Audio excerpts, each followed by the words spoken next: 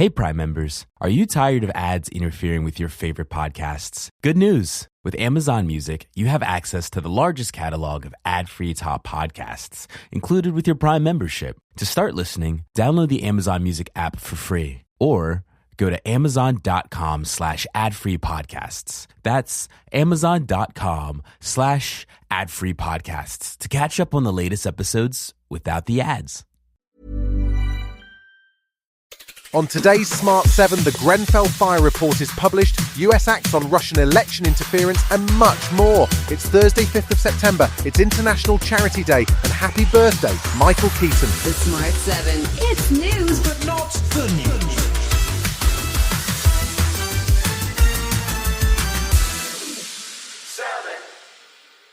The deaths that occurred were all avoidable, and those who lived in the tower were badly failed over a number of years by those who were responsible for ensuring the safety of the building. That was Sir Martin Moore-Bick, who led the 7-year inquiry into the Grenfell Fire that killed 72 people. His report blamed decades of failure by central government and pointed the finger of blame at several multinational construction companies who he said made the combustible materials that contributed to the tragedy and that they misled the market. Prime Minister Keir Starmer issued an apology for an incident he said should never have happened. I want to start with an apology on behalf of the British state to each and every one of you, and indeed to all of the families affected by this tragedy. There have been no charges or prosecutions of anyone involved as yet, and London Mayor Sadiq Khan was amongst those urging the Crown Prosecution Service to take action. The chair of the Grenfell United Group, Natasha Elcock, says the government needs to move quickly. This country has been failed by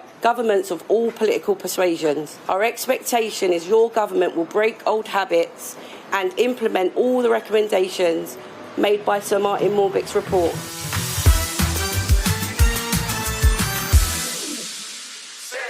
The plan to cut the winter fuel allowance took centre stage during the first Prime Minister's question time of Parliament's new term. The Tories have been pushing hard on the topic, despite the fact they proposed it back in 2017 as part of their manifesto, although they did later drop it. Temporary leader of the opposition, Rishi Sunak, wanted to know what the new Labour government's priorities are. So can the Prime Minister explain to Britain's low-income pensioners why he has taken money away from them whilst at the same time given more money to highly paid train drivers? Apart from inadvertently referring to Rishi as the Prime Minister, Starmer pushed back, saying that there won't be any growth in the economy if the trains aren't running or the NHS is on strike. And he returned to the fact that the cuts that are coming are because of poor management of the economy by the Tories. We've had to take tough decisions to stabilise the economy and repair the damage, including targeting winter fuel payments whilst protecting pensioners.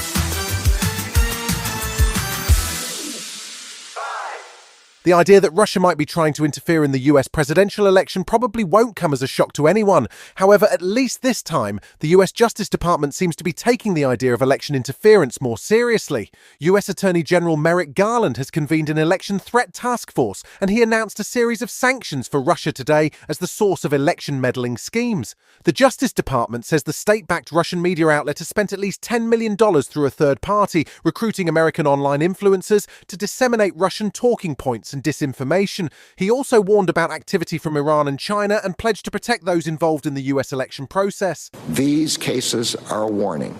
If you threaten to harm or kill an election worker or official or volunteer, the Justice Department will find you and we will hold you accountable.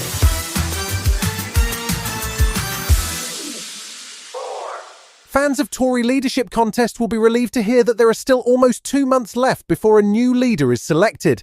That means that when Rachel Reeves announces the budget at the end of October, it'll still be Rishi Sunak in the leader of the opposition chair. There was at least some progress on Wednesday as MPs voted to eliminate one of the 6 candidates from Badenoch, Patel, Cleverly, Tugendhat, Stride and Jenrick.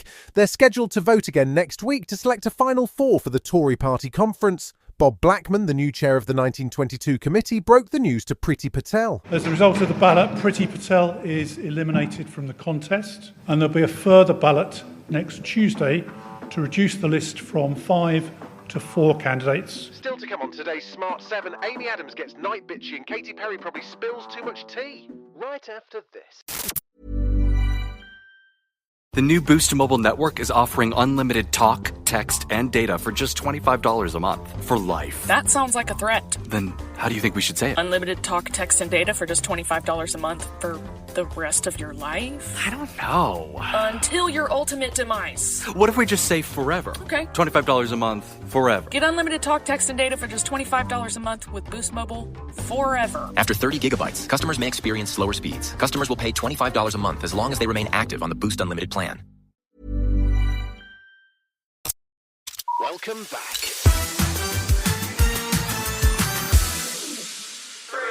There were more golds for Paralympics GB on Wednesday, taking their medal total so far to 74. There was a new Paralympic record in the T53 100 metres as Britain's Sammy Kinghorn became the first non-Chinese person to win the event since Tanni Gray-Thompson in 2004, and Dame Sarah Storey won an incredible 18th Paralympic gold in the C5 time trial. She wasn't alone either, as Britain's paracycling women also picked up 2 silvers and a bronze. Things didn't go so well for the men's team, but Dame Storey is delighted to see so much talent coming through, and she says persistence and drive are what you need to get a medal. When I heard that I was 7 seconds down, I was like, well, that's not insurmountable. There's still however many kilometres left.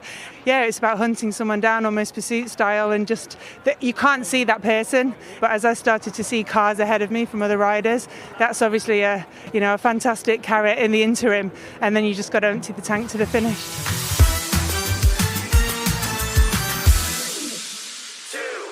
Katy Perry has been struggling to get back to making hit records. Her first comeback single, Woman's World, was almost universally mocked, while the new single, Lifetimes, has already run into trouble, as it's produced by Dr. Luke, the man who Kesha made serious allegations about. With Perry's album, called 143, due to drop in 2 weeks, she's been busy on the PR trail, turning up on the Call Her Daddy podcast. That was pretty chaotic too, with an awkward story about trading oral sex for household chores and a reference to no longer dating narcissists. Hello, Russell Brand. She was also asked about working with Dr. Luke. He was one of many collaborators that I collaborated with, but the reality is it comes from me. The truth is I wrote these songs from my experience of my whole life going through this metamorphosis. And he was one of the people to help facilitate all that.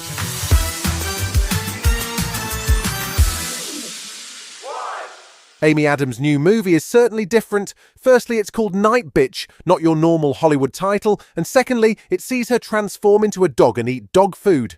It's been described as a comedy horror or a feral fantasy, and it's based on a book by Rachel Yoder about a new mum who copes with the strain of a new baby, well, by turning into a dog, not all the time, mind you, just in the evening mainly. It looks like a wild ride, and it hits cinemas in December. I'm never going to be smart, happy, or thin ever again. Oh, and I'm pretty sure I'm turning into a dog. You're so funny. Do you ever feel like the big secret is that we are gods? You've been listening to The Smart 7. We'll be back tomorrow at 7 a.m. Hit that follow button and have a great day. Give us 7 minutes and we'll give you the world. We all have our own ways of getting business done. Are you an early bird powering through emails before the sun rises? Or perhaps a night owl, strategizing and planning long after the office lights dim? However you run things, Atlantic Union Bank can keep up. No matter your business size or industry, you deserve a banker committed to your success. Call, visit us online, or drop by an Atlantic Union Bank branch to learn more. Atlantic Union Bank. Any way you bank.